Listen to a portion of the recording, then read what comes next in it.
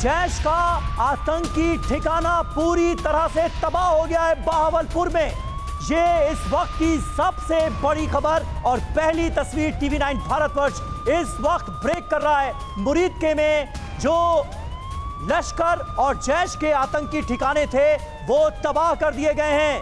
ये मुरीदके की तस्वीर सामने आई है जहां पर जैश के एक आतंकी ठिकाने को पूरी तरह से तबाह कर दिया गया है। वो तस्वीर आपके सामने, ये वो इलाका, वो ठिकाना जहां पर जैश के आतंकियों को ट्रेनिंग दी जाती थी, वो पूरी तरह से तबाह कर दिया गया है।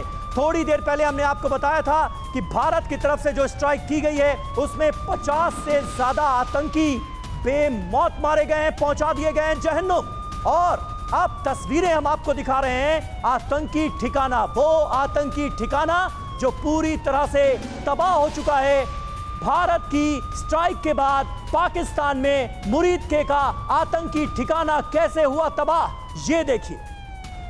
और ये देखिए दो तस्वीरें हम आपको दिखाएंगे। देखिए ये दो तस्वीरें लश्कर के ठिकाने और जैश के ठिकाने कैसे तबाह हुए हैं इस हमले में साफ पता चल रहा है। और ये दुनिया के सामने एक प्रमाण पत्र की तरह, एक सबूत की तरह है कि किस तरीके से पाकिस्तान बहुत ही ऑर्गेनाइज तरीके से आतंकियों को पालता पोसता, ट्रेनिंग देता है, उनके ठिकाने बनाता है, उनकी सुरक्षा की जिम्मेदारी लेता है। अब देखिए ये दो तस्वीरें जैश और लश्कर के हेडक्वार्टर की तस्वीरें जिसको तबाह और बर्बाद कर दिया गया इस हमले में। तो बड़ी खबर, ये बड़ी तस्वीर है अपने आप में, और ये तस्वीरें अपने आप में बड़ा सबूत है, प्रमाण है कि भारत ने बहुत ही प्रिसीजन अटैक किया है, टारगेटेड अटैक किया है, आतंकियों को निशाना बनाया, उन लोगों को जिन्होंने भारत में आम लोगों का, मासूम लोगों का खून बहाया था।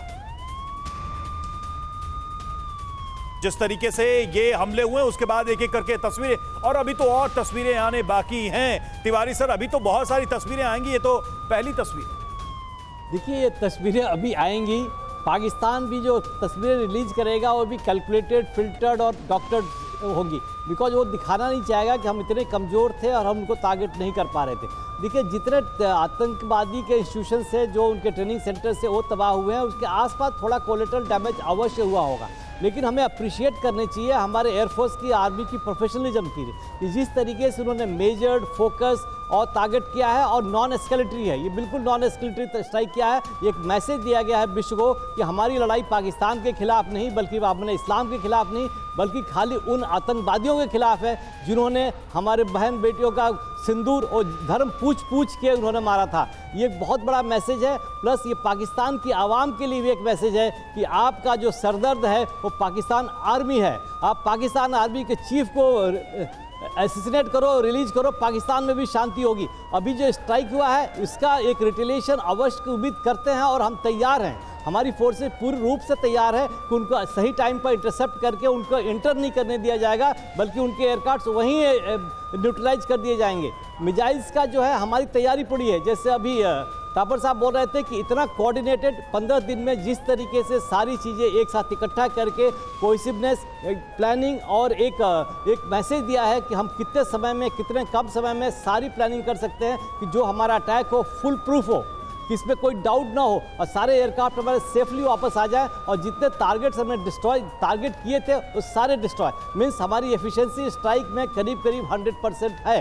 इसके लिए एक हमारी professionalism, planning, correct input from everybody, all the sources, and collate करके, डाइंग करके तब किया जाता है, और ये हमने अचीव किया है। ये मॉडर्न एयरफोर्स खाली इजराइल का ही एक मैसेज, इजराइल का भी एक एग्जाम्पल था कि जो इस तरीके की स्ट्राइक करती थी, भारत ने भी एक मैसेज दे चुका है कि इंडियन एयरफोर्स भी कैपेबल है वही स्ट्राइक करने के लिए जो Israel is known for that. तो भारत को और ये सबको समझना पड़ेगा, और जिस तरीके से ये अपना मैसेज चारों तरफ दिया जा रहा है कि हमने कुछ नहीं किया है, हम खाली मैसेज ही नहीं देते थे, बल्कि एक दिखाया भी है कि हमने कोलेटरल डैमेज नहीं किए हैं, भले बाद में कुछ आए या ना आए, कुछ कोशिश नहीं की है।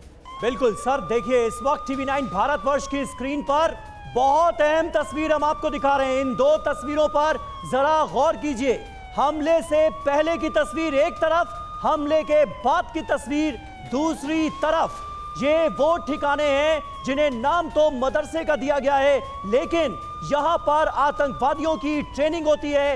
ये आतंकवाद के ठिकाने हैं। और थोड़ी देर पहले हमारे एक मेहमान जो कह रहे थे, बखूबी कह रहे थे कि पाकिस्तान से अब ये आवाज उठाने की कोशिश होगी कि देखिए हमारे रिलीजियस प्लेसेस को टारगेट कर दिया भारत ने।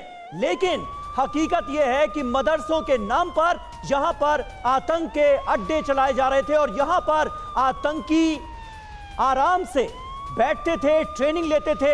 यहीं पर भारत के खिलाफ उनके जहन में जहर भरा जाता था और फिर भारत में आतंकी हमले कराए जाते थे। उन ठिकानों को पूरी तरह से बर्बाद कर दिया है भारत की वीर सेना ने अपनी स्ट्राइक में, जिसे ऑपरेशन सिंदूर का नाम दिया गया। दो तस्वीरें आपके सामने हैं, हमले के पहले की तस्वीर एक तरफ, हमले के बाद की तस्वीर दूसरी तरफ। त्रिपाठी साहब, क्या कहेंगे इस बड़ी कामयाबी पर हमारे देश की सेना की? देखिए, बहुत बड़ी कामयाबी है, इसमें कोई शक नहीं है। और ये भी शक नहीं था कि भारतीय सेना कर पाएगी या नहीं, कंफर्म था। लेकिन जो मुख्य चीज ये है, कितने मारे गए इसका कोई सबूत नहीं दे रहे हैं। भारतीय सेना सबूत चाहती भी नहीं है। भारतीय सेना अपना काम करती है और वे सामने है। आप देखिए, जितने भी हैं ये बिल्कुल टारगेटेड हैं, पिन पॉइंट हैं। और इसमें इन्होंने छद्म नाम से इन मस्जिदों में रखा हुआ था। जैसे यहाँ पर एक इनकी जमाते तैयबा वो ट्रेनिंग दे रही थी, और उसी तरह ये सारे ऑफशूट थे जेईएम के ही, जैसे मोहम्मद के ही थे सारे के सारे।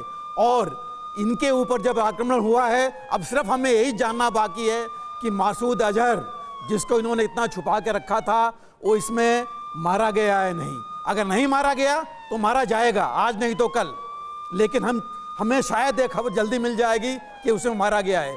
दूसरी चीज, जहां तक भारतीय सेना की पराक्रम का सवाल है, भारतीय सेना पूरी सक्षम है अंदर और बाहर दोनों तरफ जाकर के वहां पर पाकिस्तान में सारे जितने भी आतंकी संगठनों के ट्रेनिंग एरियाज हैं, उनका जो है, मैं कहूँगा सत्यानाश करने के लिए, उनको जो है तबाह करने के लिए, और इनके जो ट्रेनर्स हैं उनको जो है टारगेट करने के लिए। और मुझे लग रहा है खबर ये भी मिलेगी